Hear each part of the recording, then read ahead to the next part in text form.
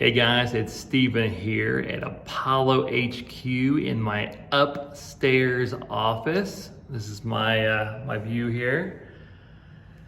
It's nice day out, but yeah, really good day because we have a very special event. So we have an AMA that is dedicated to only the UAS. I saw a few of you try to sneak some questions in there that didn't have anything to do with the UAS.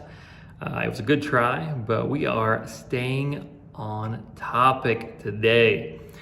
Honestly, there's a lot of AMAs that I just dread it, especially when I'm making a video, and the questions suck, and I'm like, I gotta throw some spice in there. I gotta add some questions because these questions are not interesting. You guys absolutely killed it this week. I love these questions. A lot of them are a lot of fun to answer. I'm just gonna jump right in there and let's go ahead and tackle the first one, which is, so the national airline, will it be privately owned or state owned? Okay, so almost nothing is going to be state-owned in the UAS. I hate the idea of government competing against businesses in a free market. I mean, who's going to win? Actually, usually it's not the government because of how it's ran, but I think that is the most dirty, nasty thing you could possibly do is have government in business, in the market. Of course they're gonna over-regulate, they're going to make things difficult. I mean, basically it's the government competing against its own citizens with money from taxpayers. So your business is paying for their business and they're competing against you. So yeah, I don't like that. Let's not do that. So definitely privately owned. We have a company that's taking care of that. It's really not going to be anything that super impressive. We're going to have one jet and we're going to have one route. So we're actually working that out right now with them. We have a couple opportunities. I don't want to say where that route's going to be because then you're going to know exactly where it's at. Let's see. Okay, so number 2 is what are the lot sizes available for purchase in the residential area? I actually like this one a lot. So basically, there's gonna be a lot of different sizes of lots, but you can buy as many lots as you want and put them all together. You can have a massive, 5-acre lot or, 2-hectare lot, by putting together a lot of smaller lots. There's going to be 3 residential areas to start. Basically, we have, I think I've talked to, our main focus group about this a little bit. But we're going to have basically 2 areas that are going to be set up more as condos. So they're smaller dwellings. They're like what we want to call them basically freedom condos. So it's a place that you can not only find freedom like in the physical sense and in the regulatory sense, but you can also find financial freedom. That is the thing that I think I'm most excited about in the UAS. We're not going to have crazy regulations that say, hey, you've got to do this and this, you've got to overbuild, you've got to do things. We want safety. We don't want over-regulation. We don't make it difficult to become a builder. You got to build safe, but it's not difficult to become a builder. So we have more competition, more people building, cheaper housing. That's why housing is so expensive in California. They make it almost impossible to build. To get a permit to build a room onto your house is a nightmare. That's why housing is unreal in California. We're doing the complete opposite. We are helping to fund builders to come in there and do things affordable. building modular, using things like sandwich panels, things that are incredibly energy efficient, but also cheap and fast to build with. That's what we want. So anyway, we'll have 3 residential areas. One will be for building more traditional stick-built houses, and those can be as big as you want. You can build a 15,000 square foot mansion if you want. That's up to you. They're all going to be very pleasant. One of them will be more for like a very affordable, like kind of a dome dwelling that will have grass go over, or basically grow over, or I mean you can leave it open if you want. These are like the super cheap houses, and they might be cheap, but they're still insanely nice. They're very pleasant. The whole idea behind the UAS is to create a place where even if you're making $200 a month, and I highly doubt anybody's going to be making only $200 a month in a free marketplace with more jobs than people. But even if you're making, $200, $300 a month, you're going to be able to afford a house and at least one of the apartments or condos. You're going to be able to afford to probably purchase one. The mortgage on it would be a very, very small amount, especially the very small units. And, it's a place that, even on the very lowest end, we're not going to have slums, because you're not going to have slums. People aren't going to live in slums when they can afford housing. And they're going to have something that they can truly be proud of. They're going to be insanely pleasant areas, very nice. I mean, the thing is, even the poorest areas in the UAS, you're going to go into them, and the way that they're being designed, they're almost going to be tourist attractions, like just incredibly pleasant themed areas. It's super, super cool. But anyway, that was kind of a long answer, but essentially you can make your lots as big as you want by purchasing, more space. We're also going to have space available for farming. We're going to have space available for industrial use, commercial use. So if you want land, if you want a ranch, we have a lot of space. So that stuff like that will be possible. So next, this is a good one. So basically the next question is, let's say a country chooses to join the UAS. Would there be zones within those countries, such as cities, neighborhoods, that are specifically designed for UAS citizens? How is it going to work? Okay, so basically the agreements that we have with countries are done through a special economic zone legislation in almost every case.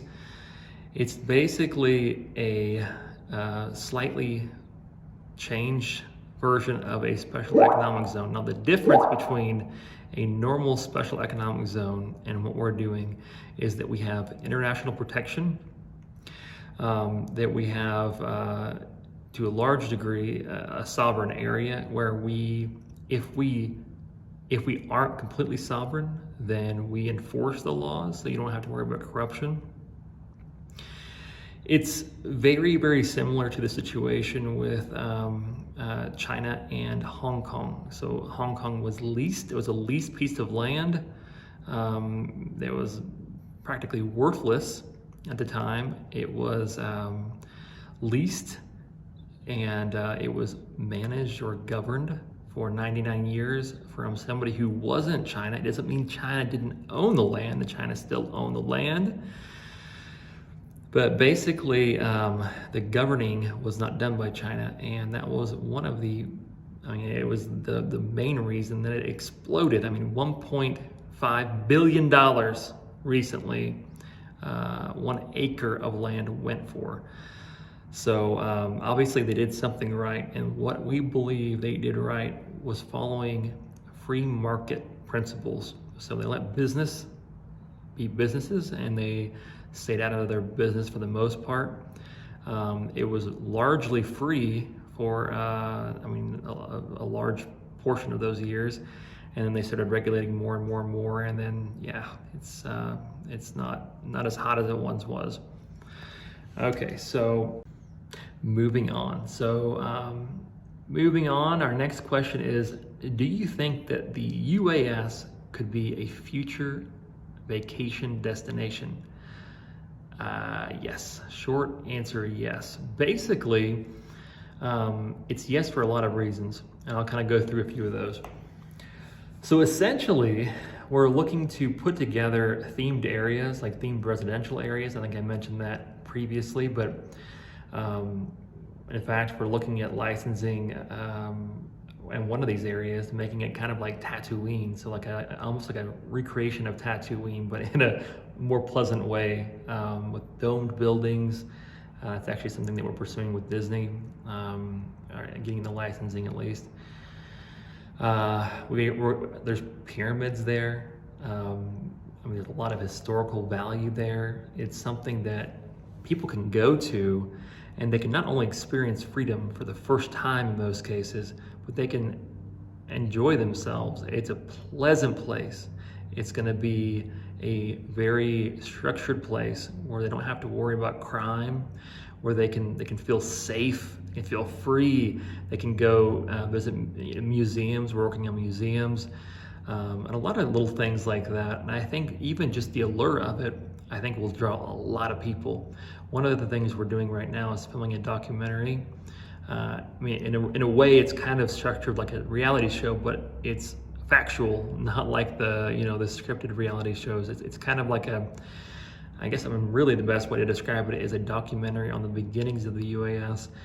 And I really believe, I bet almost everything that I own, that once this goes live, I think it's going to be immensely popular. I think the people are going to go crazy over it, especially in the States, because there is nothing like it. There is nothing. There hasn't ever been anything like it. I think it's going to be absolutely massive, and I think it's going to draw people.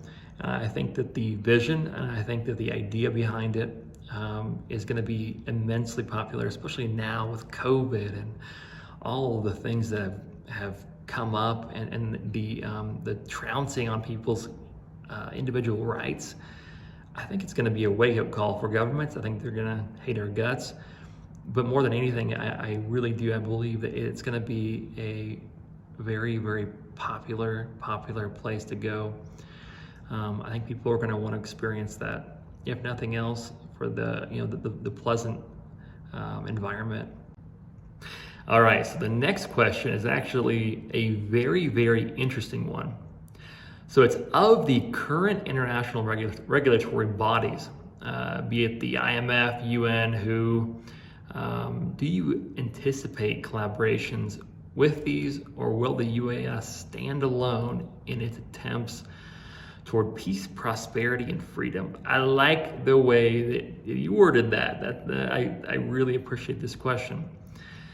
So, short answer, we don't anticipate a collaboration with IMF especially. I think they're a very, very detrimental and in a lot of ways, I don't want to say corrupt organization, but they are not well liked at all by really any country. I think that's, obviously the U.S., but in Africa, in Latin America, a lot of places that I've lived, they are held in a very low regard. They come in there and they plot money down. The president signs away the country for life, essentially, and takes most of that money and probably spends it on whatever he wants to, and then the country is held into captivity for ever. They can't pay it off usually in almost every case, and the interest keeps rising. It's a never-ending cycle. So for that reason, they have to go beg for for permission to pay even like electric bills, to build infrastructure. They've got to beg because the IMF controls just about everything in terms of the international financial structures like SWIFT transfers and those sort of things. But so yeah, we really have no intention to partner with the IMF, who we have zero intention to partner with. I believe the World Health Organization personally is China's lapdog, and that doesn't jive well with our vision and our mission towards freedom, prosperity, and peace. So yeah, I doubt we're going to have much to do with them. The UN, yeah, we will work towards becoming a member of the UN. There's nothing wrong with that. I doubt we'll be collaborating much with the UN, but we do. It would be nice to be a body of the UN, even if, you know, I mean, a lot of countries in the UN, even though, like, I mean, China, for instance, isn't recognized by a lot of the other countries. So, I mean, what does it mean? It's not imperative. It's not something that we have to have. Moving forward, let's see.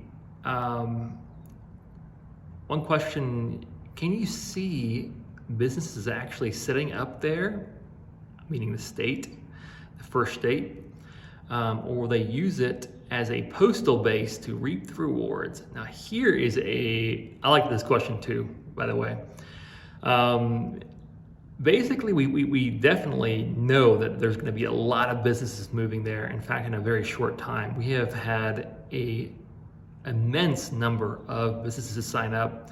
We have honestly more demand than we can handle at this point, with people that are wanting us to help them through the process of setting up and looking at commercial space and that sort of thing. So we're definitely going to have a lot of businesses there on the ground, on location. But I know without the shadow of a doubt that there will be a lot of businesses that also use us as an international base. And the amazing thing about that is an international business, to reap the full rewards, and, you know, as things like not having to worry about capital gains tax, income tax, all those things. Basically, they're going to have a business there. They're going to have to have a business structure there, and then they're also going to have a bank account there. And I'll tell you why that's massive for us. So all the money, all the wealth that's held there, even if it's an international company, and even if they don't even deal inside of our borders, all of that money is going to get loaned out. Not all of it, but a portion of that is going to get loaned out through our local banks to UAS citizens. So how does that help? Well, you own a business, you need to upgrade, you need to get a loan to buy your building, to buy parts, whatever you need.